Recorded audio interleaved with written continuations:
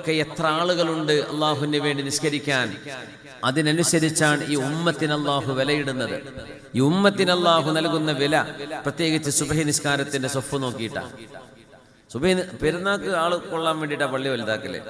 പെരുന്നാക്ക് ഒരുക്ക നിസ്കരിക്കാത്തവന് പെരുന്നാക്ക് ഇപ്പം വന്നു വരും, അവനിപ്പോ ആഘോഷല്ലേ.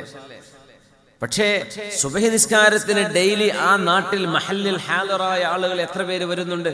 ഇതൊരു വിഷയമാണ്. എത്ര കൂലിയാണെന്നല്ലേ. വീട്ടിൽ നിന്ന് ഉദുവെടുത്ത് പള്ളിയിലേക്ക് നടന്നു പോകുമ്പോ വാഹന സൗകര്യം ഉണ്ടായിരിക്കാം, നടക്കാവുന്ന ദൂരമാണോ നടന്നിട്ട് തന്നെ പോവുക. എത്രയൊക്കെ ഉപകാരം. രാവിലത്തെ ഫ്രഷ് എയർ, ഏറ്റവും കൂടുതൽ നല്ല വൃത്തിയുള്ള ഓക്സിജൻ കിട്ടുന്ന സമയമാണ് ഒന്ന്. കാരണം അധികം മലിനീകരണങ്ങളൊന്നും ഉണ്ടാവില്ല, ഒച്ചപ്പാടില്ല, ബഹളമില്ല. പിന്നെ ഭൂമിയുടെ ടെമ്പറേച്ചർ വളരെ മനോഹരായിരിക്കും, ചൂടൊന്നും ആയിട്ടില്ല. സൂര്യൻ ഉദിച്ചു വരുന്ന നേരം ആ വെയിൽ കൊണ്ടാൽ വൈറ്റമിൻ ഡി കിട്ടും. ഒന്ന്, നല്ല ഫ്രഷ് എയർ കിട്ടും, മനസ്സമാധാനം കിട്ടും. ഈ രാവിലെ ഇറങ്ങി നടക്കുന്നത്, റോഡിലൂടെ ഒന്നും പോണ്ടേ, ബസ്സൊക്കെ തട്ടിപ്പോയി പോകും. അതുകൊണ്ട് സേഫായ സ്ഥലത്ത് കൂടെ നടക്കുക. ആ നടക്കുന്നത് മനസ്സിന് ഉത്സാഹമാണ്. ലോകത്ത് ഉറക്കത്തിൽ ഹാർട്ട് അറ്റാക്ക് നടക്കുന്നതിന്റെ കണക്കെടുത്തപ്പോ ഏറ്റവും കൂടുതൽ സൈലന്റ് അറ്റാക്ക് വന്ന് ഉറക്കത്തിൽ മരിച്ചു പോകുന്നത് രാവിലെ 8 മണിക്കാണ്. നിങ്ങൾ അതിന്റെ കണക്ക് വായിച്ചിട്ടുണ്ടോ എന്നറിയില്ല. രാവിലെ 8 മണിക്കാണ് മനുഷ്യന്മാർ മരിക്കുന്നത്. ഉറക്കത്തിൽ നോൺ സ്റ്റോപ്പ് ഉറങ്ങിയിട്ട് ആളുകൾ ഉറക്കത്തിൽ മരിക്കുന്നതിന്റെ 99% മരണങ്ങളും രാവിലെ 7 മണി 8 മണിക്കുള്ളിലാണ്. അപ്പോൾ അതിനെ സംബന്ധിച്ചൊരു പഠനം നടന്നപ്പോൾ ഒരു വിചിത്രമായ ഒരു കൂട്ടിവായിക്കൽ നടന്നത്, സുബഹി നിസ്കാരത്തിന് എണീക്കുന്ന മുസ്ലിമിനെ സംബന്ധിച്ചിടത്തോളം ഈ ഡേഞ്ചർ ഒഴിവായി കിട്ടും. ആ സമയത്ത് എണീക്കുകയാണ്. നോൺ സ്റ്റോപ്പ് ഉറങ്ങുന്ന ആളുകൾക്ക് അറ്റാക്ക് വരാൻ, ശരീരം നം എന്ന് പറയില്ലേ, ഒരു മരവിപ്പ് പോലെ അനക്കമില്ലാതെ ബ്ലഡ് പമ്പിങ് നിലച്ചു പോകുന്ന അല്ലെങ്കിൽ സ്ലോ ആയി പോകുന്ന സമയം കണ്ടെത്തിയത് 8 മണിയാണ്, രാവിലത്തെ 8 മണി സമയം. സുബ്ഹാനല്ലാഹ്, അല്ലാഹു നൽകുന്ന ഏറ്റവും വലിയ അനുഗ്രഹമല്ലേ. സ്വലാത്തു ഖൈറും മിനൻ നൗം, നിസ്കാരമാണ് ഉറക്കിനേക്കാളും ഖൈർ കേട്ടോ, എഴുന്നേറ്റോളൂ എന്ന് പറയുന്ന വിളിയിൽ എന്തൊക്കെ ഉപകാരങ്ങൾ കിട്ടിയപ്പോ. അറ്റാക്ക് എന്നൊക്കെ പറഞ്ഞാൽ അത്യാവശ്യം പൈസക്ക് ചെലവല്ലേ. വേദനയും കീറി മുറിക്കുന്നതും വേറെ, വീട്ടുകാർക്കുണ്ടാകുന്ന ബുദ്ധിമുട്ട് വേറെ, നമ്മൾ അനുഭവിക്കേണ്ട വേദന വേറെ. ഞാൻ രക്ഷപ്പെട്ട് കിട്ടൂല്ല അതും അറിയില്ല, ചിലപ്പോൾ അങ്ങ് മരിച്ചുപോയി എന്ന് വരും. അപ്പോ അസ്വലാത്തു ഖൈറും മിനൻ നൗം എന്ന് പറയുന്നിടത്ത് അള്ളാഹുവെ നമ്മുടെ റൂഹിനും ജസദിനും അള്ളാഹു ഉപകാരം നൽകുന്ന സമയമാണത്. അതുകൊണ്ട് നമ്മുടെ രാവിലത്തെ നിസ്കാരങ്ങളിലേക്കുള്ള നടത്തം അത് വലിയ പ്രതിഫലമാണ്, നഷ്ടപ്പെടുത്തരുത്. ഓരോ കാൽവെപ്പിനും 10 കൂലി. ഓരോ കാൽവെപ്പും എത്ര സ്റ്റെപ്പ് എടുത്ത് വെക്കേണ്ടി വരും നടന്നു പോകാൻ, അതിന് മുഴുവനും കൂലിയാണ്. രാവിലെ എഴുന്നേൽക്കുമ്പോൾ തന്നെ പ്രതിഫലം. യാ അല്ലാഹ്, മൻ തവല്ലഅ ഫഖാല ബഅദ ഫറാഗിഹി മിൻ വുദൂഇഹി, നിസ്കരിക്കുവാൻ വേണ്ടി വുദൂ എടുക്കുകയും വുദൂ എടുത്തു കഴിഞ്ഞാൽ നമ്മൾ മജ്ലിസ് പിരിയുമ്പോൾ ചൊല്ലുന്ന ദിക്റുണ്ട്. സുബ്ഹാനക അല്ലാഹുമ്മ വബിഹംദിക അഷ്ഹദു അൻ ലാ ഇലാഹ ഇല്ലാ അൻത അസ്തഗ്ഫിറുക വഅതൂബു ഇലൈക്. ഇത് കഫാറത്തുൽ മജ്ലിസ് എന്ന് പറയുന്ന ദുആയാണ്. ഒരു മജ്ലിസ് കഴിഞ്ഞ് പിരിയുമ്പോൾ ഈ ദിക്ർ ചൊല്ലൽ സുന്നത്താണ്. സുബ്ഹാനക അല്ലാഹുമ്മ വബിഹംദിക, പരിശുദ്ധനാണ് റബ്ബേ നീ, നിന്റെ പരിശുദ്ധിയെ ഞങ്ങൾ വാഴ്ത്തുകയാണ്, നിന്നെ സ്തുതിക്കുകയാണ് റബ്ബേ. അഷ്ഹദു അല്ലാ ഇലാഹ ഇല്ലാ അൻത, അല്ലാഹുവേ നീയല്ലാതെ ആരാധിക്കപ്പെടാൻ അർഹതയുള്ള ഒരാളും ഈ ലോകത്തില്ല, നീ മാത്രമാണ്. അസ്തഗ്ഫിറുക വഅതൂബു ഇലൈക്, നിന്നോട് മാപ്പ് ചോദിക്കുന്നു റബ്ബേ, നിന്നോട് ഖേദിച്ചു മടങ്ങുന്നു റബ്ബേ എന്നൊരാൾ പറഞ്ഞാൽ കുതിബ ഫീ റിഖിൻ, അത് പ്രത്യേകമായ ഒരു കടലാസിൽ രേഖപ്പെടുത്തപ്പെടുകയും തുമ്മ ജുഇല ഫീ ത്വാബഇൻ, സീല് വെച്ചതിനെ മൂടിക്കളയുകയും ചെയ്ത് അല്ലാഹു തആല സീല് വെച്ച് അടച്ചു വെച്ച പ്രത്യേകമായ ഒരു ദിക്റായി അല്ലാഹു സ്വീകരിക്കുകയും ഫലം യുക്സർ ഇലാ യൗമിൽ ഖിയാമ, അന്ത്യനാളിലാണ് ആ ഖബറുകൾ അല്ലാഹു പൊട്ടിക്കുന്നത് എന്ന് റസൂലുള്ളാഹി സ്വല്ലല്ലാഹു അലൈഹി വസല്ലം.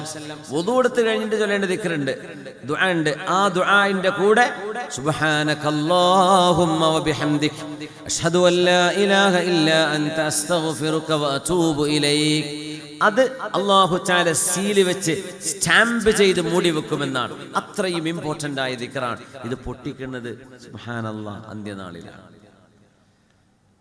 എന്തൊരു സന്തോഷം ഉണ്ടാവും. ഈ കുറുക്കല്യാണം വെച്ചിട്ടുണ്ട്, കവറൊന്ന് പൊട്ടിച്ചു നോക്കല്. കല്യാണത്തിനൊക്കെ കിട്ടിയ കവറൊക്കെ അത് പൊട്ടിച്ചു നോക്കുമ്പോൾ ഒരു സന്തോഷം ഉണ്ടാവും. ചിലപ്പോൾ ആരെങ്കിലും എന്തെങ്കിലും തന്നിക്കണോ കിട്ടിക്കണോ ഇല്ലേ എന്നൊക്കെ അല്ലേ. നാളെ ഖിയാമത്ത് നാളിൽ നമുക്ക് സന്തോഷിക്കാൻ ഇതിലും വലിയ ഹസനാത്തുകൾ. എത്ര ഒതു കൊടുക്കും നമ്മൾ? മിനിമം 5 ഒതു കൊടുക്കണ്ടേ? ഓരോ വക്തിനും ഒതു കൊടുക്കുകയാണെങ്കിൽ എടുത്തിട്ട് ജന്മത്ത് മുറിയാത്ത ആൾക്കാരുണ്ട്, അവരെ പറ്റിയല്ല പറഞ്ഞത്. ഒതു പുതുക്കൽ സുന്നത്താണ്. അപ്പോൾ ഓരോ ഫർള് നിസ്കാരത്തിനും ഓരോ വുളു സുന്നത്തിന് വേറെ എടുക്കാൻ പറ്റും, അങ്ങനെ എടുക്കാം. യാ അല്ലാഹ്, ഇതൊക്കെ അല്ലാഹുവിനോട് ദുആ ചെയ്യാൻ.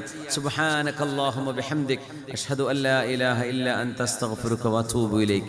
അല്ലാഹു തആല അതിനെ സീല് വെച്ച് അടക്കം ചെയ്ത് ഖിയാമത്ത് നാളിലേക്ക് അതിനെ ട്രാൻസ്പോർട്ട് ചെയ്യാൻ അവിടെ വെച്ചുകൊണ്ടാണ് അത് തുറക്കുന്നത് എന്ന് റസൂലുള്ളാഹി സ്വല്ലല്ലാഹു അലൈഹി വസല്ലം. ഈ ദിക്റുകൾ നഷ്ടപ്പെടുത്തരുത്. നിസ്കാരം വെള്ളിയാഴ്ച ദിവസവും അൽ ജുമുഅത്തു ഇലൽ ജുമുഅ വറമളാനു ഇലാ റമളാൻ വൽ ഉംറത്തു ഇലൽ ഉംറ കഫാറത്തു ലിമാ ബൈനഹുമാ ഇദ ജതുനിബത്തിൽ കബായിർ. ഒരു റമളാൻ മുതൽ അടുത്ത റമളാൻ വരെ അതിനിടയിലുള്ള ചെറുദോഷങ്ങൾ റമളാനിൻ കാരണം അല്ലാഹു പുറത്തു തരും. ഈ റമളാൻ നമ്മൾ അല്ലാഹുവിന് വേണ്ടി നോമ്പെടുത്തതാണ്, അല്ലാഹുവിന് വേണ്ടി മാറ്റിവെച്ച സമയങ്ങളാണ്. അല്ലാഹു തആലയെ ധാരാളമായി ഓർക്കുന്ന റമളാനാണ്. അടുത്ത റമളാൻ വരെ ചെറുദോഷങ്ങളൊക്കെ പൊറുക്കപ്പെട്ടു പോകും. വൽ ജുമുഅത്തു ഇലൽ ജുമുഅ, ഒരു വെള്ളിയാഴ്ച ജുമുഅ മുതൽ അടുത്ത ജുമുഅ വരെ. വൽ ഉംറത്തു ഇലൽ ഉംറ, ഒരു ഉംറ കഴിഞ്ഞാൽ അടുത്ത ഉംറ വരെ. അടുത്ത ഉംറക്ക് പോകണമെന്ന് നിയ്യത്ത് വേണം. അതാണ് പറയുന്നത്. താബിഉ ബൈനൽ ഹജ്ജ് വൽ ഉംറ, ഹജ്ജും ഉംറയും തുടരെ ചെയ്തുകൊണ്ടിരിക്കണം, ആഗ്രഹം വേണം. അങ്ങനെയാണെങ്കിൽ മുമ്പ് ചെയ്ത ഉംറ അടുത്തൊരു ഉംറക്ക് പോകാൻ അല്ലാഹുവേ സൗകര്യപ്പെട്ടാൽ ഞാൻ പോകും, നേരത്തെ തന്നെ പോകും എന്ന നിയ്യത്തോടുകൂടെയാണെങ്കിൽ ആ രണ്ടാമത്തെ ഉംറ നടക്കുന്നതിനിടയിൽ ഈ 2 ഉംറകൾക്കിടയിലുള്ള സമയത്ത് സംഭവിച്ചു പോയ ചെറുദോഷങ്ങൾ അല്ലാഹു പുറത്തു തരുമെന്ന് നബിയുനാ റസൂലുള്ളാഹി സ്വല്ലല്ലാഹു അലൈഹി വസല്ലം. ورجل حضرها بإنصات وسكون ولم يتخط رقبة مسلم. ഇത് പുരുഷന്മാർ പ്രത്യേകം ശ്രദ്ധിക്കുക. ജുമുഅക്ക് പോകുമ്പോൾ റജുലുൻ ഹളറഹാ ബിഇൻസാത്തിൻ, ഇമാം മിമ്പറിൽ കയറി കഴിഞ്ഞാൽ പിന്നെ മൊബൈൽ ഫോൺ പോലും നോക്കാൻ പാടില്ല. മൻ മസ്സൽ ഹസ്വാ ഫഖദ് ലഗാ, ചരൽക്കല്ലിൽ കൊണ്ട് കൈ തൊട്ടാൽ അവർ ഖുതുബയോടുള്ള അദബ് പാലിച്ചില്ല എന്ന് റസൂലുള്ളാഹി സ്വല്ലല്ലാഹു അലൈഹി വസല്ലം. എന്താ ചരൽക്കല്ല് എന്ന് പറയാൻ കാരണം?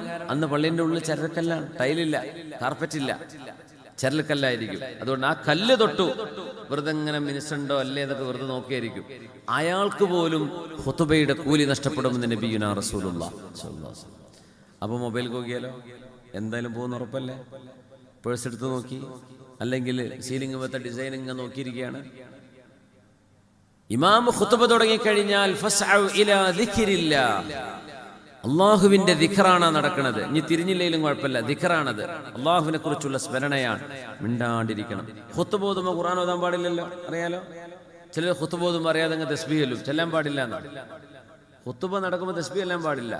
ഇമാമിന്റെ ഖുതുബയെ തിരിഞ്ഞാലും ഇല്ലെങ്കിലും ശ്രദ്ധിച്ചിരിക്കണമെന്നാണ്. അതൊരു അദബാണ്. ഇലാ ദിക്രില്ലാഹ്, അള്ളാഹുവിന്റെ ദിക്റിലേക്ക് ഓടി വരണം എന്നാ പറഞ്ഞത്. അവിടെ പിന്നെ വേറെ ഡിസ്റ്റർബൻസ് പാടില്ല. കൂട്ടത്തിലൊരു കാര്യം കൂടെ പറയാം. പള്ളി കമ്മിറ്റിക്കാർക്ക് അവിടെ എന്തായാലും ഒരു പിരിവൂട്ടൽ ആവശ്യക്കാർ, അപ്പോൾ ബക്കറ്റ് കൊടുത്തേക്കും. ഇമാം ഖുതുബ തുടങ്ങേണ്ട മുമ്പ് കൊടുത്തയച്ചോളി, അല്ലെങ്കിൽ ഖുതുബ കഴിഞ്ഞിട്ട്. ഈ ഖുതുബ നടക്കുന്നിടപ്പോൾ ഇങ്ങനെ കൊടുത്തേക്കുക. മമ്മസ്സൽ ഹസ്വാ ഫഖദ് ലഗാ, അവരെ പേഴ്സ് എടുത്ത് ചില്ലറ എടുത്ത് മാറ്റുമ്പോൾ പോയില്ലേ, ജുമാന്റെ ഖുതുബന്റെ കൂലി പോയില്ലേ. ഖുതുബ നടക്കുമ്പോൾ ഇത് ചെയ്യരുത്, ഖുതുബന്റെ മുമ്പ് ചെയ്തോളി. ഖുതുബ കഴിഞ്ഞിട്ട് ബക്കറ്റ് ഇങ്ങനെ വിട്ടോളി, കുഴപ്പമില്ല. ഖുതുബ നടക്കണിടയിൽ ചെയ്യാൻ പാടില്ല. നമ്മുടെ ഖുതുബന്റെ കൂലി നഷ്ടപ്പെട്ടു. നമ്മുടെ നാട്ടിലുണ്ട് അങ്ങനെ ഇല്ലല്ലോ, അൽഹംദുലില്ലാഹ്. നല്ല വിവരമുള്ള ഉസ്താദന്മാർ നാട്ടിലുണ്ടായ നല്ല സുഖമാണ്, കാര്യങ്ങൾ മനസ്സിലായി കിട്ടും. അല്ലെങ്കിൽ എന്ത് ചെയ്യും, ഇതങ്ങനെ നടക്കും. നാട്ടുകാരിങ്ങനെ ഖുതുബ കൂലി അങ്ങ് പോവല്ലേ. ആരാണോ അത് ചെയ്തു വെക്കണത് അവരിതിന്റെ പാപഭാരം ഏറ്റെടുക്കേണ്ടി വരും. അതുകൊണ്ട് വറജുലുൻ ഹദറഹാ ബിഇൻസ്വാത്ത്, മൗനമായി ജുമുഅയെ ശ്രദ്ധിച്ചുകൊണ്ട് ഇരിക്കണം. ഖുതുബ തുടങ്ങിയാൽ ഇമാം മിമ്പറിൽ കയറി മിമ്പറിൽ നിന്ന് ഇറങ്ങുന്നവരെ സ്ട്രിക്റ്റ് ഡിസിപ്ലിനാണ്. ഒരു നിലക്കും മറ്റൊരിടത്തേക്കും ശ്രദ്ധ പോകാതെ ആ ദിക്റിലേക്ക് ശ്രദ്ധിച്ചിരിക്കുക. അള്ളാഹുവിന്റെ ദിക്റാണത് എന്ന ബോധ്യത്തോടുകൂടെ ബിഇൻസാത്തിൻ വസുകൂൻ, ശാന്തമായി മൗനമായി ഖുതുബയെ ശ്രദ്ധിക്കുകയും വലം യതഖത്ത റഖബത മുസ്ലിം, ഒരു മുസ്ലിമായ മനുഷ്യന്റെയും തോളിൽ ചവിട്ടി പോകാതെ ഒരു മനുഷ്യൻ ജുമുഅക്ക് പോയാൽ, അതായത് ലേറ്റ് ആയിട്ട് വരും, എന്നിട്ട് അവ്വൽ സഫക്ക് പോകുമാണ്, സലാം വിട്ട് ആദ്യം ഇറങ്ങി പോകുമാണ്. എന്തായി പരിപാടി? ഒന്നുകിൽ നേരത്തെ വരിക, അത്തരം ആൾക്കാർ നേരത്തെ വന്ന് അവിടെ ഇരിക്കുക. ഇതാ വരുന്നത് ലേറ്റ് ആയിട്ട്, എന്നിട്ട് എല്ലാവരും തോള് ചവിട്ടി ചവിട്ടി ചവിട്ടി പോയിട്ട് അവിടെ മുമ്പിൽ പോയിരിക്കും. ഇമാം സലാം വിട്ട് കഴിഞ്ഞിട്ട് പോരുന്നു കാണാം. ഒരു ഗ്യാപ്പ് അവിടെ ഉണ്ടെങ്കിൽ, ഒരു ഫുർജത്തുണ്ടെങ്കിൽ, ഒരു സൊഫിന്റെ വിടവുണ്ടെങ്കിൽ അത് നികത്താൻ വേണ്ടി ഒരാൾക്ക് പോകാം. എന്നാൽ പോലും അവിടെ ഇരിക്കുന്ന ജുമുഅയെ ഖുതുബയെ ശ്രദ്ധിച്ചിരിക്കുന്ന ഒരാൾക്കും ബുദ്ധിമുട്ടുണ്ടാക്കാൻ പാടില്ല. ഈ തോള് ചവിട്ടി പോവെന്ന് പറഞ്ഞാൽ അതൊരു അസൗകര്യമാണ്. ഒന്ന് ബുദ്ധിമുട്ട്, ഒന്നിങ്ങനെ ചെരിഞ്ഞു കൊടുക്കണ്ടേ? അത് ആളുകൾക്ക് ചെറിയൊരു ഭാരമാണ്. അതുപോലും ചെയ്യരുതെന്ന് നബി നിങ്ങൾ പറഞ്ഞു സ്വല്ലല്ലാഹു അലൈഹി വസല്ലം. ഇങ്ങനെ തോളിൽ തോണ്ടിയിട്ട് ഇങ്ങനെ പോവുക, അങ്ങനെ ചെയ്യരുത്. പക്ഷെ ഒരു വിടവ് അവിടെ ഉണ്ട്, ആ വിടവ് ഇയാൾ പോയിട്ട് തന്നെ നികത്തണം, വേറെ ആരും നികത്താനില്ല, ആരും അത് ശ്രദ്ധിക്കുന്നില്ല. അങ്ങനെ ഒഴിഞ്ഞു കിടക്കുകയാണെങ്കിൽ ആ വിടവിലേക്ക് പോകാൻ വേണ്ടി ഇയാൾക്ക് പോകാം. മിനിമം ഡിസ്റ്റർബൻസേ പറ്റൂ. ആളുകളെ ബുദ്ധിമുട്ടാക്കരുത്, തോളിലേക്ക് ചവിട്ടിയിട്ട് പോകരുത്. കാലുമത്തെ ചളിയൊക്കെ കുപ്പായത്തിലാവും ചിലരുത്, ചവിട്ടി പോകുമ്പോഴേ അങ്ങനെ നാക്കാൻ പാടില്ല. എന്തൊരു അദബാണ്! ജുമുഅ എന്ന് പറയുന്നത് വലിയൊരു അത്ഭുതമല്ലേ? അള്ളാഹുവിന്റെ ദിക്റല്ലേ? ഈ ജുമുഅ മുതൽ അടുത്ത ജുമുഅ വരെ ഈ ജുമുഅക്ക് ഇങ്ങനെ അച്ചടക്കത്തിലിരിക്കുന്ന ഒരു മനുഷ്യന് അള്ളാഹു ചെറുദോഷങ്ങൾ ഓട്ടോമാറ്റിക്കലി പുറത്തു കൊടുക്കുന്നതാണ്. വലം യതഖത്ത റഖബത മുസ്ലിമിൻ, ഒരു മുസ്ലിമായ മനുഷ്യന്റെ തോളിലും ചവിട്ടാതെ, തോൾ മറികടന്നു പോകാതെ, ബുദ്ധിമുട്ടാക്കാതെ ഒരു മനുഷ്യൻ എത്തിയാൽ വലം യുദി അഹദൻ, ഒരാളെയും പ്രയാസപ്പെടുത്തുകയും ചെയ്യാതിരുന്നാൽ ഫഹുവ കഫാറത്തുൻ ഇലൽ ജുമുഅത്തി അല്ലതി തലീഹാ, അങ്ങനെ ഒരു ജുമുഅ നിങ്ങൾ അറ്റൻഡ് ചെയ്താൽ അടുത്ത ഒരു ജുമുഅക്ക് വരെ അതിനിടയിലുള്ള പാപങ്ങളെ പൊറുപ്പിക്കാൻ ഈ ജുമുഅ മതി. കാരണം പറഞ്ഞത് ഒരാളുടെ തോളിലും ചവിട്ടാതെ പോകണം, ആരെയും ബുദ്ധിമുട്ടാക്കരുത്. വലം യുദി അഹദൻ, ഒരാളെയും പ്രയാസപ്പെടുത്തരുത്, ഒരാളെയും പ്രയാസപ്പെടുത്തരുത്. ജുമുഅക്ക് വന്നിരിക്കുമ്പോ, ജുമുഅക്ക് പള്ളിയിലിന്റെ ഉള്ളിൽ സ്ഥലമില്ല, പുറത്ത് ബുദ്ധിമുട്ടാണ്, ചൂടിലാണ് ആളുകൾ നിൽക്കുന്നത്. ഉള്ളിൽ മാക്സിമം സ്ക്വീസ് ചെയ്തിട്ട് മാക്സിമം ആളുകൾ ഉള്ളിലേക്ക് കയറാനുള്ള സൗകര്യം ചെയ്തു കൊടുക്കുക. ഇമാമുമാർ പുറത്ത് എത്രയോ ആളുകൾ വെയിൽ കൊണ്ട് നിസ്കരിക്കുന്നുണ്ട് എന്ന് തോന്നുന്നുണ്ടെങ്കിൽ പുറത്താളുകൾ പള്ളി നിറഞ്ഞു കവിഞ്ഞിരിക്കുകയാണ്. നിസ്കാരത്തിന്റെ ഖിറാഅത്ത് പോലും ചുരുക്കണം, ഖുത്ബ ചുരുക്കണം. കാരണം ജനങ്ങൾക്ക് ബുദ്ധിമുട്ടാക്കാൻ പാടില്ല എന്നാണ്. മുആദ് ഇബ്നു ജബൽ റളിയല്ലാഹു അൻഹു നിസ്കാരത്തിന് ഒരൽപ്പം നീളമുള്ള സൂറത്ത് ഓതിയപ്പോഴാ ഹബീബായ നബി തങ്ങൾ ചോദിച്ചത്, അഫത്താനുൻ അൻത യാ മുആദ്, മുആദേ നിങ്ങൾ ഫിത്ന ചെയ്യുന്ന ആളാണോ എന്ന് ചോദിച്ചു ഹബീബായ നബി തങ്ങൾ. മുആദ് റളിയല്ലാഹു അൻഹു ആരാന്നറിയോ? പണ്ഡിതന്മാരുടെ നേതാവാണ്. യസ്ബിഖുൽ ഉലമാഅ ഇലൽ ജന്നതി ബിറത്വതി ഹജറിൻ എന്ന് റസൂലുള്ളാഹി തങ്ങൾ പറഞ്ഞ സ്വഹാബിയാണ് മുആദ് ഇബ്നു ജബൽ റളിയല്ലാഹു അൻഹു. ആലിമീങ്ങൾ മുഴുവൻ സ്വർഗ്ഗത്തിലേക്ക് കടക്കുന്നതിന്റെ ഒരു കാലം മുമ്പ് മുആദ് എന്നവർ സ്വർഗ്ഗത്തിൽ കടന്നിരിക്കും. പണ്ഡിതന്മാരുടെ നേതാവാണ്. സയ്യിദുൽ ഉലമാഇ വസാബിഖുഹും ഇലൽ ജന്ന, അവരാണ് മുആദ് തങ്ങൾ. ആ സ്വഹാബിയോട് തങ്ങൾ പറഞ്ഞു, മുആദേ നിങ്ങൾ ജനങ്ങളെ ബുദ്ധിമുട്ടാക്കുകയാണോ? എന്താ കാരണം എന്നറിയോ? നിസ്കാര ഇശായിൽ ദീർഘമായി സൂറത്ത് ഓതിയതാ വിഷയം. അന്നൊരു അൻസ്വാരിയായ കർഷകൻ നിസ്കരിക്കാൻ വേണ്ടി വന്നിരിക്കാൻ. മുആദ് എന്നവർ ഇമാമാണ്. മുആദ് എന്നവർ ചെയ്തിരുന്ന പണി എന്ന് വെച്ചാല് റസൂലുള്ളാഹി തങ്ങളുടെ കൂടെ മദീനത്തെ പള്ളിയിൽ ജമാഅത്തായിട്ട് ഹബീബിന്റെ കൂടെ മഅ്മൂമായി നിസ്കരിക്കും. എന്നിട്ട് സ്വന്തം നാട്ടുകാർക്ക്, മഹല്ലുകാർക്ക് സുന്നത്താണ് മൂപ്പർക്ക് ഇശാഇന്റെ ഇമാമായി നിസ്കരിക്കും. മൂപ്പരുടെ ഇശാ നിസ്കരിച്ചിട്ടുണ്ടാവും. പക്ഷെ ജനങ്ങൾക്ക് വേണ്ടി മൂപ്പർ എന്ത് ചെയ്യും? ഇമാമായി നിസ്കരിക്കും മഹല്ലിൽ ചെന്നിട്ട്. അങ്ങനെ നിസ്കരിച്ചിരുന്ന ഒരു അവസ്ഥ ഉണ്ടായിട്ടുണ്ട് മുആദ് റളിയല്ലാഹു അൻഹു. അന്നത്തെ സാഹചര്യം അനുസരിച്ചതാ, പഠിപ്പിച്ചു കൊടുക്കാൻ ആള് വേണം. മുആദ് തങ്ങൾ അവിടെ നിന്ന് നിസ്കരിക്കുമായിരുന്നു ജനങ്ങൾക്ക് വേണ്ടി. അപ്പൊ ഒരു കർഷകൻ വന്നു. മുആദ് എന്നവര് സൂറത്തുൽ ബഖറ തുടങ്ങിയത്. കാരണം നല്ല ഹാഫിളാണ്, ആലിമാണ്, റാഹത്തിൽ ഓതാന്ന് വിചാരിച്ചു. അങ്ങനെ ഈ കർഷകനായ മനുഷ്യൻ കൈയഴിച്ചു, സലാം വീട്ടി. മൂപ്പർ ഒറ്റക്ക് പോയി നിസ്കരിച്ചിട്ട് ഒരൊറ്റ പോക്ക് വീട്ടിലേക്ക്. പിറ്റേന്ന് രാവിലെ ഹബീബിന്റെ മുമ്പിൽ ചെന്ന് സ്വല്ലല്ലാഹു അലൈഹി വസല്ലം തങ്ങളുടെ അടുത്ത് വിവരെത്തുമ്പോഴേക്ക് വേറെ ഒരാൾ ചെന്ന് മുആദ് എന്നവരോട് ആദ്യമേ പറഞ്ഞു, മുആദ് എന്നവരെ നിങ്ങൾ അറിഞ്ഞോ? എന്ത് ഇന്നാലിന്ന ഒരാൾ നിങ്ങളുടെ കൂടെ അല്ലാഹു അക്ബർ എന്നൊക്കെ ചൊല്ലിയിട്ട് നിസ്കാരത്തിനിടക്ക് പോയി. മുആദ് എന്ന് പറഞ്ഞത് മുനാഫിഖ്, അത് മുനാഫിക്കിന്റെ പണിയാണല്ലോ എന്ന് പറഞ്ഞു മുആദ് റളിയല്ലാഹു. അപ്പൊ ഈ സാധുത കേൾക്കുകയും ചെയ്തു, അറിഞ്ഞു. പൊന്നാര നബിയെ, ഞാൻ കർഷകനാണ്. ലീ നാദുഹാൻ, എനിക്ക് 2 ഒട്ടകമുണ്ട്. വെള്ളം കിണറ്റെന്ന് കോരുന്ന ഒട്ടകം, അങ്ങനെ കയറിങ്ങനെ വലിച്ചുകൊണ്ടു പോകുന്ന ഒട്ടകം. ആ ഒട്ടകത്തിന്റെ പിന്നാലെ രാവിലെ മുതൽ വൈകുന്നേരം വരെ പണിയെടുക്കുന്ന ആളാണ് ഞാൻ. പൊന്നാര നബിയെ, വെയിൽ കൊണ്ടിട്ടാണ് ഞാൻ പണിയെടുക്കുന്നത്. ആ ഒട്ടകത്തെ നോക്കണം, വെള്ളം ചിന്താതെ നോക്കണം, വെള്ളം ഒഴിച്ചെടുക്കണം, ആള് കിടന്നതിന്റെ പൈസ വാങ്ങിക്കണം. ഇങ്ങനെ ക്ഷീണിച്ച് തളർന്ന് ഞാൻ ഭക്ഷണം പോലും കഴിക്കാതെ നിസ്കരിച്ചിട്ട് പോകാമെന്ന് വന്ന് നിൽക്കുമ്പോൾ മുആദ് എന്നവർ ചൊല്ലുന്നു സൂറത്തുൽ ബഖറയിലെ ആയത്തുകളാണ് തുടങ്ങുന്നത്. പൊന്നാര നബി, എന്നെ കൊണ്ട് പറ്റൂല അത്ര നേരം നിൽക്കാൻ. ഞാൻ പോന്നു. എന്നിട്ട് എന്നെ പറ്റി പറയാണ് ഞാൻ മുനാഫിഖാണ് എന്ന്. അള്ളാഹുവിന്റെ റസൂൽ വിളിച്ചു മുആദ് എന്നവരെ, മുആദേ, ഈ സംഭവം ശരിയാണോ എന്ന് ചോദിച്ചു. നിങ്ങൾ സൂറത്തുൽ ബഖറയൊക്കെ ഓതല് ഇശാക്ക് എന്ന് ചോദിച്ചു. ആ നബി, എൻ്റെ നാട്ടുകാരല്ലേ, ഇവർക്ക് വേറെ പണിയൊന്നുമില്ലല്ലോ, സമയമുണ്ടല്ലോ, ഞാൻ റാഹത്തിലങ്ങ് ഓതി കൊടുക്കും. എന്നാൽ മുആദേ, നിങ്ങളുടെ പിന്നിൽ നിസ്കരിക്കുന്നവരിൽ അൽളഈഫ, വളരെ ആരോഗ്യം കുറഞ്ഞ ആളുകളുണ്ടാകും, വൽ മരീള, രോഗികളുണ്ടാകും, വൽ മുസാഫിറ, യാത്ര പോകുന്ന ആൾക്കാരുണ്ടാവും. ചിലപ്പോൾ അത്തരം ആളുകൾ ബാക്കിലുണ്ടാകുമ്പോൾ നിങ്ങൾ ദീർഘമായി സൂറത്ത് ഓതാൻ പാടില്ല. മുആദ്, അഫത്താനുൻ അൻത യാ മുആദ്, മുആദേ, ഇത് ഫിത്നയാണ്, ഇത് ചെയ്യരുത് എന്ന് റസൂലുള്ളാഹി സ്വല്ലല്ലാഹു അലൈഹി വസല്ലം. മുആദ് എന്നവർ പിന്നെ ചെറിയ സൂറത്ത് ഓതാറുള്ളതാണ്. പിന്നെ പ്രത്യേകമായൊരു മസ്ജിദാണ്, ആളുകൾ വഴിയാത്രക്കാരൊന്നും കൂടുന്ന സ്ഥലമല്ല, നാട്ടുകാർ മാത്രമേ ഉള്ളൂ, അതിൽ യാത്രക്കാരൊന്നും ഇല്ല, എല്ലാവർക്കും പൊരുത്തമാണ്. എന്നാൽ പിന്നെ ദീർഘമായി സൂറത്ത് ഓതിക്കും, ഒരു കുഴപ്പമില്ല. അതല്ല, പല ആളുകളും കയറിറങ്ങി പോകുന്ന മസ്ജിദാണ്, യാത്രക്കാർ കൂടുതൽ കാണും, അവർക്ക് വേണ്ടി നിസ്കാരം ചുരുക്കലാണ്. അതാണ് ഫിഖ്, അതാണ് ദീൻ മനസ്സിലാക്കൽ. വറജുലുൻ ഹദറഹാ ബിഇൻസാത്തിൻ വസുകൂനിൻ വലം യതഖത്ത റഖബത മുസ്ലിമിൻ വലം യുദി അഹദാ, ആരെയും വിഷമിപ്പിക്കാതെ, ഒരാളെയും ബുദ്ധിമുട്ടാക്കാതെ, ഒരാളുടെയും തോളിൽ കവച്ചു വെച്ച് നടക്കാതെ, ജുമുഅക്ക് മൗനമായി ശാന്തമായി ഒരാൾ ജുമുഅ ശ്രദ്ധിച്ചിരുന്നാൽ ഫഹുവ കഫാറത്തുൻ ഇലൽ ജുമുഅത്തി അല്ലതി തലീഹാ, അടുത്ത ഒരു ജുമുഅ വരെ ഈ ജുമുഅ അവർക്ക് പ്രായശ്ചിത്തമാണ്. വസിയാദതു 3 അയ്യാം, അപ്പൊ അടുത്ത ജുമുഅ വരെ 7 ദിവസമല്ലേ ഉള്ളൂ. 3 ദിവസം ഏറെ, 10 ദിവസത്തേക്ക് അല്ലാഹു 3 ദിവസം ബോണസ് ആയിട്ട് നൽകും. കഫാറത്താണ്. കഫാറത്ത് എന്ന് പറഞ്ഞാൽ എന്താ? ചെയ്തു പോയ തെറ്റുകൾക്ക് പ്രായശ്ചിത്തം ചെയ്യാന്ന് പറയും. ഒരു സ്വഹാബി ഹബീബിന്റെ മുമ്പിൽ വന്നു, ഹലക്കത്തു യാ റസൂലല്ലാഹ്, നബിയേ, ഞാൻ നശിച്ചു പോയി റസൂലേ, നശിച്ചു പോയി. എന്തേന്ന് ചോദിച്ചു. റമദാൻ മാസത്തിലാണ് അവര് വന്നത്.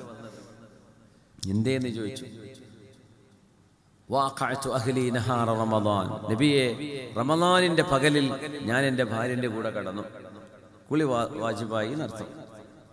എന്താ നബിയെ ഞാൻ ചെയ്യാ? ഞാൻ നശിച്ചു പോയല്ലോ, എനിക്കെല്ലാം നഷ്ടമായല്ലോ, എൻ്റെ ആഖിറം പോയല്ലോ നബിയെ എന്ന് പറഞ്ഞ് വിഷമിച്ചു.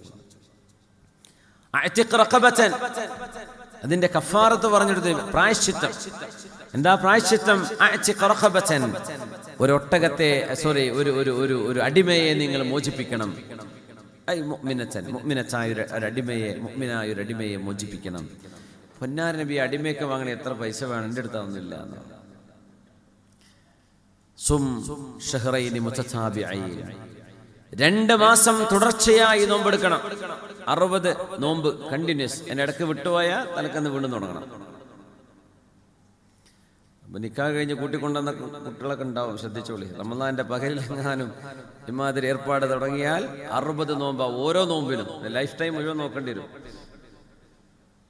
60 നോമ്പെടുക്കണം എന്ന് പറഞ്ഞു. അപ്പൊ അദ്ദേഹം പറഞ്ഞു, പൊന്നാര നബിയെ, ഈ റമദാൻ എന്നെ കൊണ്ട് പിടിച്ചാൽ കിട്ടുന്നില്ല, പിന്നെ എങ്ങനെ ഞാൻ 60 നോമ്പൊക്കെ നോക്കാന്ന്. തങ്ങൾ ചിരിച്ചു. സ്വല്ലല്ലാഹു അലൈഹി വസല്ലം അറാബിയാണത്. തങ്ങൾ പറഞ്ഞു, 60 മിസ്കീൻ ഭക്ഷണം കൊടുക്കണം. കൊടുത്തു. അപ്പൊ തങ്ങൾ ചോദിച്ചു, അയിന സായിൽ, ആ ആളെവിടെ? ഞാൻ നശിച്ചു എന്നൊക്കെ പറഞ്ഞു വന്ന ആളെവിടെയാണ്? ഞാൻ അതാ നബിയെ, ഇവിടെ വാന്ന് പറഞ്ഞു. 60 മിസ്കീന്മാർക്കുള്ള ഭക്ഷണം റെഡിയാണ്. ഇത് നീ കൊണ്ടുപോയി നിന്റെ നാട്ടിലെ പാവപ്പെട്ട 60 ആളുകൾക്ക് നീ ഭക്ഷണം കൊടുക്കണം. ഈ ഈത്തപ്പഴം കൊണ്ടുപോയി കൊടുക്കുന്നു.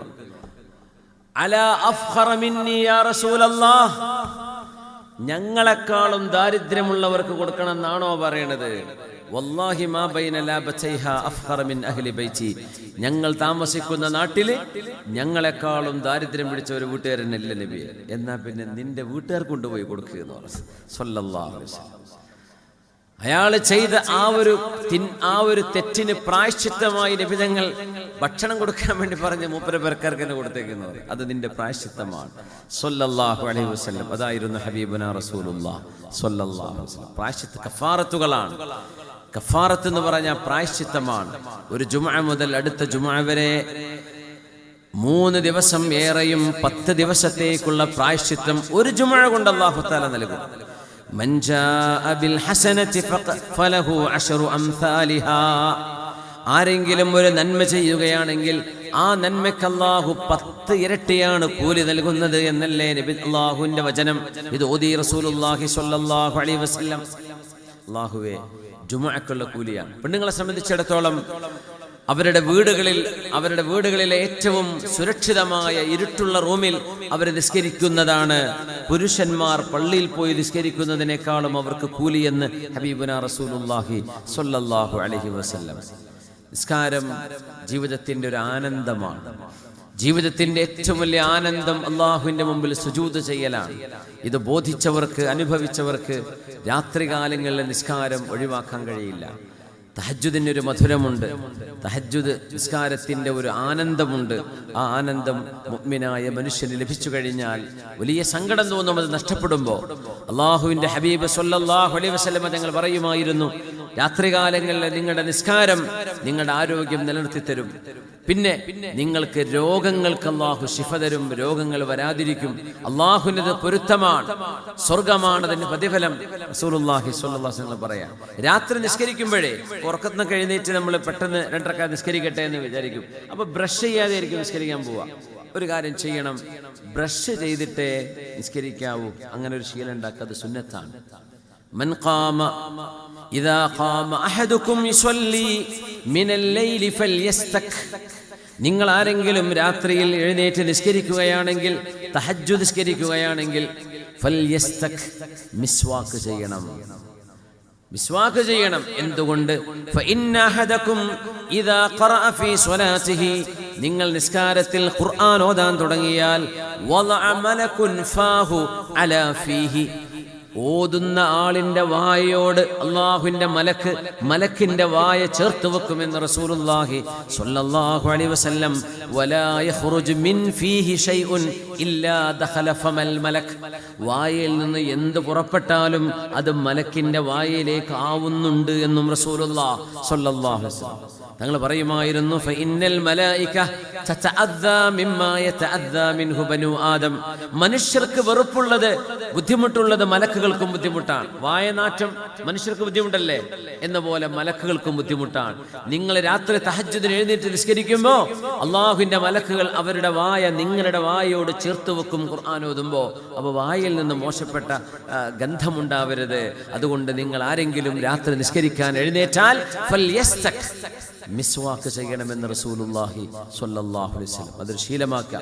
മിസ്വാക്ക് കൂലിയാണ്. തങ്ങൾ പറയുമായിരുന്നു, എൻ്റെ ഉമ്മത്തിന് പ്രയാസമാകുമെന്ന് വിചാരിച്ചത് കൊണ്ടാ, അല്ലെങ്കിൽ എല്ലാ നിസ്കാരത്തിനും മിസ്വാക്ക് ചെയ്യണം എന്ന് ഞാൻ നിർബന്ധിക്കുമായിരുന്നുവെന്ന് ഹബീബുനാ റസൂലുള്ളാഹി സ്വല്ലല്ലാഹു അലൈഹി വസല്ലം. അല്ലാഹു സുബ്ഹാനഹു വ തആല അമലുകൾ നിലനിർത്തി കൊണ്ടുപോകാൻ അല്ലാഹു നമുക്ക് തൗഫീഖ് നൽകട്ടെ. ആമീൻ യാ റബ്ബൽ ആലമീൻ. ما تصدق أحد بصدقة من طيب ولا يقبل الله إلا الطيب إلا أخذها الرحمن بيمينه وإن كانت تمرة فتربو في كف الرحمن حتى تكون أعظم من الجبل كما يربي أحدكم فلوه أو فصيله. كان رسول الله صلى الله عليه وسلم أجود الناس.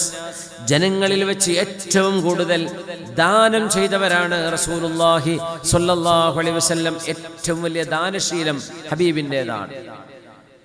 ലൗ ലം യകുൻ ഫീ കഫിഹി ഗൈറു റൂഹിഹി ലജാദാ ബിഹാ ഫൽയത്തഖില്ലാഹ സായിലുഹു. എന്താണോ ആരാണോ എന്താണോ ചോദിച്ചു വരുന്നത് അത് തങ്ങൾ എടുത്തു കൊടുക്കും, തങ്ങളുടെ കയ്യിലുണ്ടെങ്കിൽ. ഇല്ലെങ്കിൽ വാങ്ങിച്ചു കൊടുക്കും. അതായിരുന്നു റസൂലുള്ളാഹി സ്വല്ലല്ലാഹു അലൈഹി വസല്ലം. അള്ളാഹുവിന്റെ ഹബീബ് പറയട്ടെ, മാ തസദ്ദഖ അഹദുൻ ബിസദഖത്തിൻ മിൻ ത്വയ്യിബിൻ, നല്ല ഹലാലായത് അള്ളാഹുവിന് പൊരുത്തമുള്ളത് നിങ്ങൾ ദാനം ചെയ്യുകയാണെങ്കിൽ വലാ യഖ്ബലു അല്ലാഹു ഇല്ല ത്വയ്യിബ്, ഏറ്റവും നല്ലതേ അള്ളാഹു സ്വീകരിക്കുകയുള്ളൂ. നല്ലത് നമ്മൾ ഒരിക്കലും ഇഷ്ടപ്പെടാത്തത് കൊടുക്കുക, അങ്ങനെ ആവരുത്. മഹാനായ അബ്ദുല്ലാഹ് ബിൻ മസ്ഊദ് റളിയല്ലാഹു അൻഹു ഒരു കീറിയ കുപ്പായം കയ്യിലുണ്ടായിരുന്നു. ഇങ്ങനെ പറയണേ, ഈ കീറിയ കുപ്പായം, അന്നൊക്കെ കീറുന്ന കുപ്പായൊക്കെ തുന്നിയിട്ട് ആൾക്കാർ ഉപയോഗിക്കും. നമ്മളൊക്കെ അങ്ങനെ തന്നെയല്ലേ, സൂചി നൂലും ഒരു വീട്ടിലില്ലാതിരുന്ന കാലം ഉണ്ടായിരുന്നു. ഇപ്പോഴല്ലേ കൊണ്ടുപോയി മാറ്റാൻ തുടങ്ങിയത്. നമ്മളൊക്കെ തുന്നി നടന്നത്. യാ അല്ലാഹ്. ഇബ്നു മസ്ഊദ് തങ്ങൾ പറയാ, ഞാനിത് ദാനം ചെയ്യട്ടെ എന്നിങ്ങനെ മനസ്സുകൊണ്ട് ആഗ്രഹിക്കും. പിന്നെ ഞാൻ ചിന്തിക്കും, പടച്ചോനെ, നാളെ ഖിയാമത്ത് നാളിൽ അബ്ദുല്ലാഹ് ബിൻ മസ്ഊദിന്റെ സ്വതക്ക അല്ലാഹ് എടുത്ത് കാണിക്കുമ്പോൾ ഇങ്ങനെ പൊക്കി പറയുമ്പോൾ കീറിയ കുപ്പായല്ലേ അല്ലാഹ് കാണിച്ചു കൊടുക്കുക. അത് മടിച്ചിട്ട് ഞാൻ കൊടുക്കാതിരിക്കുകയാണ്. യാ അല്ലാഹ്. കാരണം കീറിയത് കൊടുക്കുന്നത് മോശല്ലേ, നല്ലതല്ലേ കൊടുക്കാൻ പാടുള്ളൂ എന്ന് പറയാറുണ്ട് മഹാനായ അബ്ദുല്ലാഹ് ബിൻ മസ്ഊദ് റളിയല്ലാഹു അൻഹു. യാ അല്ലാഹ്, നമുക്കിഷ്ടപ്പെട്ടത് മനസ്സുകൊണ്ട് പൊരുത്തപ്പെട്ടുകൊണ്ട് കൊടുക്കുക, അതിന് വലിയ കൂലിയാണ്. അത് ഈത്തപ്പഴമാണെങ്കിൽ തന്നെയും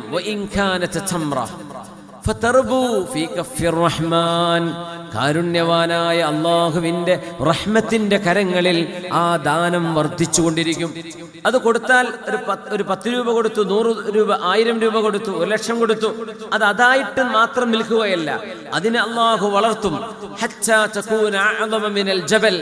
ഒരു പർവ്വതത്തിനേക്കാളും വലുതായിട്ടത് വളർന്നു വരും. തങ്ങൾ പറയാ, ഫുലുവ എന്ന് പറഞ്ഞാൽ കുതിരയുടെ കുട്ടിക്കാ പറയാ.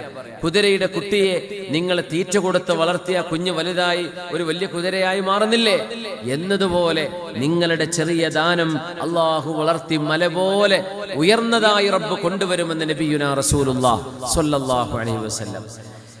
3 ആളുകൾ ഗുഹയിൽ കുടുങ്ങിപ്പോയ സംഭവം സ്വഹീഹുൽ ബുഖാരിയിൽ വന്ന ഹദീസാണ്. നമ്മൾ കേട്ട സംഭവമായിരിക്കും അല്ലേ. ഒരു പാറന്റെ ഉള്ളിൽ കുടുങ്ങിപ്പോയി 3 പേരും അവരവരുടെ അമലുകൾ മുൻനിർത്തി അള്ളാഹുവിനോട് ദുആ ചെയ്തു. അതിൽ ഒരാളുടെ പ്രശ്നം എന്തായിരുന്നു? അല്ലാഹുവേ, കാനലി അജീർ, എനിക്ക് ജോലിയെടുക്കാൻ വന്ന ഒരു ജോലിക്കാരൻ അന്ന് വേതനം വാങ്ങാതെ അയാൾ പോയി. റബ്ബേ, ആ മനുഷ്യന്റെ വേതനം ഞാൻ സൂക്ഷിച്ചു എന്ന് മാത്രമല്ല, അത് ഇൻവെസ്റ്റ് ചെയ്തു. അതുകൊണ്ട് ഒരാടിനെ വാങ്ങിച്ചു. ആ ആടിന് കുഞ്ഞുണ്ടായി, 2 എണ്ണമായത്. വീണ്ടും അതിന് മക്കളുണ്ടായി. വർഷങ്ങൾ കഴിഞ്ഞ് അല്ലാഹുവേ, എനിക്ക് ജോലി ചെയ്ത മനുഷ്യൻ എന്നെ തേടി വന്ന് എന്നോട് ചോദിച്ചു, എന്റെ ഒരു ദിവസത്തെ കൂലി എവിടെ എന്ന് ചോദിച്ചപ്പോ, അല്ലാഹുവേ, 2 മലനിരകൾക്കിടയിൽ താഴ്വാരങ്ങളിൽ നിറഞ്ഞു നിൽക്കുന്ന 100 കണക്കിന് ആട്ടിൻപറ്റങ്ങളെ ചൂണ്ടിയിട്ട് ഞാൻ പറഞ്ഞു, നിന്റെ ഒരു ദിവസത്തെ വേതനം അതാ, കൊണ്ടുപോയിക്കോ എന്ന് പറഞ്ഞു. ആ മനുഷ്യൻ ചോദിച്ചു, എന്നെ കളിയാക്കണോ? ഒരു ദിവസത്തെ വേതനമല്ലേ ഞാൻ ചോദിക്കുന്നത്, ഈ ആടുകളൊക്കെ? അതെ, നിന്റെ ഒരു ദിവസത്തെ വേതനം അത് ഞാൻ നിനക്ക് വേണ്ടി വളർത്തിക്കൊണ്ടുവന്നു. അത് പെരുത്ത് ഒരുപാട് എണ്ണമായി. ഇത് മുഴുവൻ നിന്റേതാണ്. അല്ലാഹുവേ, ആ മനുഷ്യൻ ഒരാട് പോലും അവിടെ ബാക്കി വെക്കാതെ തന്റേതാണെന്നറിഞ്ഞപ്പോ എല്ലാം കൊണ്ടുപോയി. റബ്ബേ, എന്നോടൊരു നന്ദിവാചകം പോലും അയാൾ പറഞ്ഞിട്ടില്ല. ഞാൻ ഈ ചെയ്തത് റബ്ബേ നിന്റെ പ്രീതി ഉദ്ദേശിച്ചുകൊണ്ടാണ്. അതുകൊണ്ട് ഞങ്ങളെ ഈ പാറക്കെട്ടിൽ നിന്ന് രക്ഷപ്പെടുത്തേണമേ, ഗുഹക്കുള്ളിൽ നിന്ന് രക്ഷപ്പെടുത്തേണമേ. അങ്ങനെ ആ പാറ ഒരൽപ്പം നീങ്ങി എന്ന് റസൂലുള്ളാഹി സ്വല്ലല്ലാഹു അലൈഹി വസല്ലം തന്റെ ജോലിക്കാരന്റെ ശമ്പളം എടുത്തു വെച്ചത് മാത്രമല്ല, അത് മൾട്ടിപ്ലൈ ചെയ്തു. അതൊരുപാടായി മാറി. ഒരു മനുഷ്യൻ ചെയ്യുന്ന വലിയ ത്യാഗമാണ്. അല്ല, അത്ഭുതം എന്താണെന്നറിയോ? എന്നാ മലയാളി 2 ആടുംകുട്ടിനെ നിങ്ങൾ വെച്ചോളി എന്ന് പറയുന്നത് ഒരു മാന്യതയാണ്. അതുപോലും അയാൾ ചെയ്തില്ല. പക്ഷെ ഇയാൾക്ക് അതുകൊണ്ട് വിഷമൊന്നും ഉണ്ടായില്ല. ഞാൻ ചെയ്തത് അള്ളാഹ്ക്ക് വേണ്ടി ചെയ്തതാണ്. അതുകൊണ്ട് റബ്ബേ, നിനക്ക് വേണ്ടി ചെയ്തതാണ്. ആ മനുഷ്യന് നന്ദി ചെയ്യണമെന്നോ എനിക്ക് ഒരു ലൈക്ക് അടിക്കണമെന്നോ അതൊന്നും ഞാൻ പ്രതീക്ഷിച്ചിട്ടില്ല. ഇന്നൊക്കെ ഭയങ്കര പ്രശ്നമാണ്. നമ്മൾ കാര്യം ചെയ്യുമ്പോഴേക്കും ലൈക്ക് ഇട്ടിക്കണോ? ഫേസ്ബുക്കിലൊക്കെ രാവിലെ ഓടിയിട്ട് അത്താഴത്തിന് എണീക്കുമ്പോൾ അത് നോക്കല്, ലൈക്ക് വന്നിട്ടുണ്ടോ, എത്ര ആളിനെ ചീത്ത പറഞ്ഞിട്ടുണ്ട്, എത്ര ആൾ ലൈക്ക് ചെയ്തിട്ടുണ്ട്, എത്ര ആൾ ഫോർവേഡ് ചെയ്തിട്ടുണ്ട്. യാ അല്ലാഹ്, അള്ളാഹ്ക്ക് വേണ്ടി ചെയ്യുന്നത് ചെയ്യായും വരുന്നതും വരാത്തതും അതൊന്നും പിന്നെ ആലോചിക്കരുത്. അങ്ങനത്തെ ഒരു മനസ്സ് അള്ളാഹു നമുക്ക് നൽകി അനുഗ്രഹിക്കട്ടെ. ആമീൻ. ചെയ്യുന്ന അള്ളാഹ്ക്ക് വേണ്ടി ചെയ്യാം. ഈ ഫോട്ടോ എടുത്തിട്ട് ഇങ്ങനെ കാണിച്ചു കൊടുത്തിട്ടേ ഇതിന് ആരൊക്കെ ഫോർവേഡ് ചെയ്ത് എത്ര ആളിത് ലൈക്ക് ചെയ്തിട്ടുണ്ട് ഇത് നോക്കിയിട്ട് ഇങ്ങനെ വെള്ളമിറക്കുന്ന മനുഷ്യന്മാർ